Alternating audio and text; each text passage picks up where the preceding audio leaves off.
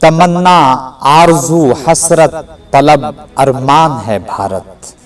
तमन्ना, आरज़ू, हसरत, तलब, अरमान है भारत। हमारा दिल भी भारत है, हमारी जान है भारत।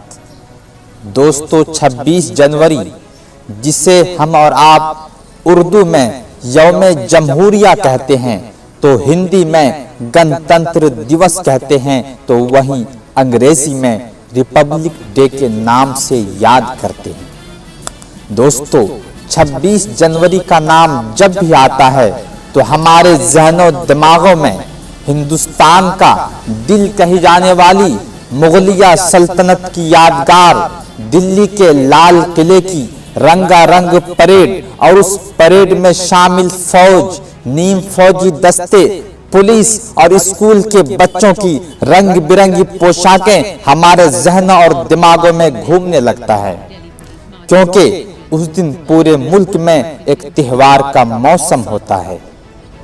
दोस्तों, इसी 26 जनवरी के दिन ही ब्रिटिश पार्लियामेंट के 1934 के गवर्नमेंट ऑफ इंडिया एक्ट को रद्द करके भारत ने अपना संविधान लागू किया था, जिस संविधान को संविधान सभा ने तकरीबन 3 साल की जद्दोजहद, मेहनत व मुशक्कत और बहसो मुबाहसे के बाद 26 नवंबर 1949 को मंजूरी दी थी। और ये लिखा जाने वाला दुनिया का सबसे लंबा, सबसे तवील तरीन आईन और संविधान है। और हाँ, इसी संविधान के बदौलत ही भारत को दुनिया की एक मुस्तहकम जमहूरियत और एक स्थिर लोकतंत्र तस्लीम किया जाता है और माना जाता है। मैं आपको बताता चलूं कि 1947 में भारत के साथ साथ ही दूसरे कई और मुल्कों ने भी, दूसरे कंट्रियों ने भी स्वतंत्रता, गणतंत्रता हासिल की थी, लेकिन शायद भारत ही दुनिया का इकलौता मुल्क है, तन्हा मुल्क है, जो कि इतनी सारी बेशुमार भाषाई, मजहबी, इलाकाई, धार्मिक ग्रुपों, संगठनों होने के बावजूद भी एक मुस्तहकम जमहूरियत और एक स्थिर लोकतंत्र देने में कामयाब रहा। और हो भी क्यों ना, क्योंकि अनेकता में एकता का प्रतीक इसी संविधान ने ही शुमाल मशरिक में मणिपुर, आसाम को इंतहाई जुदागाना केरला और तमिलनाडु से जोड़ती है। लेकिन दोस्तों, अब कुछ संगठनों के जानिब से, कुछ धार्मिक ग्रुपों की जानिब से इस संविधान को, इस कानून को नए तरीके से लिखने की, बदलने की आवाजें उठ रही है। और ये आवाजें हुकूमत के गलियारों से आ रही है, हुकूमत के करीबी दोस्तों और साथियों के जानिब से आ रही है। इसलिए तशवीश होना हक बजानिब है, क्योंकि मेरा सवाल यह है कि आखिर इस कामयाब संविधान को, इस मुकम्मल दस्तूर को, इस सफल दस्तूर को, जो कि इतने सारे बेशुमार भाषाई, धार्मिक, धर्म, मजहब, जात पात के होने के बावजूद भी 70-75 सालों से हिंदुस्तान को एक लड़ी में, एक कड़ी में पिरोए रखा है, आखिर इस संविधान को बदलने की जरूरत और आवश्यकता क्यों पड़ी? सवाल तो उठता है। दोस्तों, इसके बावजूद भी इस संविधान में अब तक 100 से ज्यादा संशोधन, तरमीम हो चुके हैं। और माहिरीन संशोधन का कहना है, माहिरीन संविधान का कहना है कि हमारे संविधान के लचकदार होने का एक प्रतीक है। और हर 7 महीने में औसतन एक संशोधन हुआ है।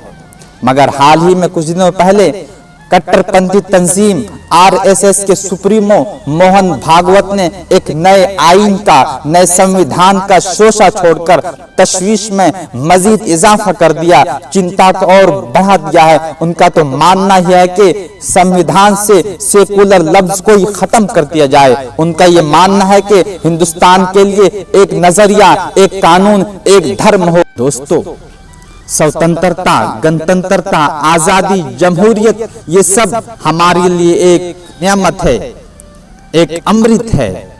लेकिन दोस्तों, भारत जैसे समाज में रहने के लिए यहाँ पर एक सेकुलर संविधान का, एक सेकुलर दस्तूर का, एक सेकुलर आईन का होना बहुत ही आवश्यक है।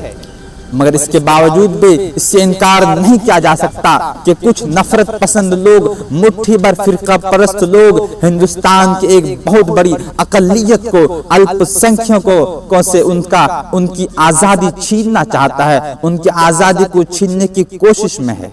और उसके इस घिनौने और नापाक मंसूबे के सामने जो रुकावट खड़ी है, जो दीवार खड़ी है, वो हमारे मुल्क का सेकुलर संविधान ही है, सेकुलर आईन ही है। उन्हें पता है कि जब तक सेकुलर आईन रहेगा हम ये नहीं कर सकते, क्योंकि हमारे संविधान में, हमारे सेकुलर आईन में भारत के हर शहरी को समानता का अधिकार दिया है, स्वतंत्रता का अधिकार दिया है और शोषण के खिलाफ उनके विरुद्ध अधिकार दिया है और धर्म पर अमल करने का, अपने धर्म को पालन करने का अधिकार दिया है। तो मगर इसके बावजूद भी इससे इनकार नहीं किया जा सकता कि जब से प्रधानमंत्री नरेंद्र मोदी की हुकूमत केंद्र में आई है, तब से अल्पसंख्यकों के खिलाफ जुल्म और बढ़ता जा रहा है, उनके खिलाफ तशद्दुद और बढ़ता ही जा रहा है।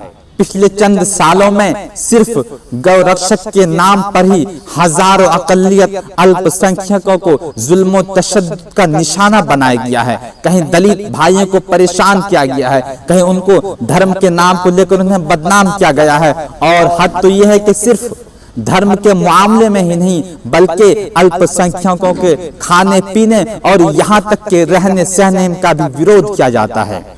दोस्तों, मैं आपसे सवाल करता हूं, मैं आपसे पूछना चाहता हूं, क्या यही गणतंत्र है? क्या यही स्वतंत्रता है? क्या यही जमहूरियत है? क्या यही डेमोक्रेसी है? क्या यही गणतंत्रता है? और अगर यही गणतंत्रता होती तो इससे अच्छा होता कि हम गणतंत्र होते नहीं, हम स्वतंत्र होते नहीं। दोस्त, अगर हमारी बात से किसी को तकलीफ पहुंची हो तो मैं माफी मांगता हूं और साथ में ये कहता भी हूं कि जुल्म सहकर भी वतन तुझसे मोहब्बत है बहुत, जुल्म सहकर भी वतन तुझसे मोहब्बत है बहुत, अपने अजदाद के वर्षे में ये दौलत है बहुत, और बेच देते हैं जो कुर्सी के एवज शान वतन, ऐसे गद्दारों की इस दौर में इज्जत है बहुत। जय हिंद, जय भारत।